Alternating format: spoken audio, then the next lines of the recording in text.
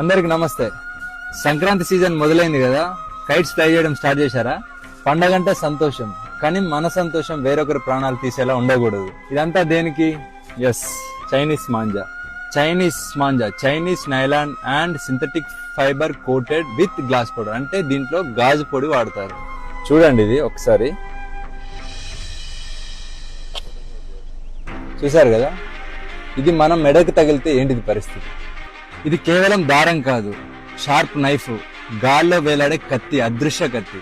2-వీలర్ riders కి, animals కి, birds కి ఈ చైనా మాంజా తగిలి డీప్ కట్స్ జరిగి హెవీ బ్లీడింగ్ జరిగి ప్రాణాలు పోతున్నాయి. వీటి వల్ల చాలా మంది జీవితాలు నాశనం అవుతున్నాయి.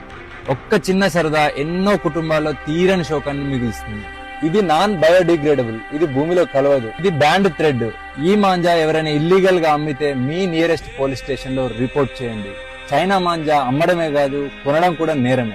చైనా మాంజా ప్లేస్ లో ఈ కాటన్ మాంజా వాడదాం.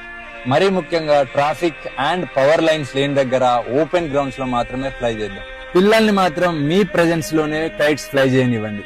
మీ సరదా ఎవ్వరికి శాపం కాకూడదు. For this Sankranti, say no to China manja. Thank you. Jai Hind.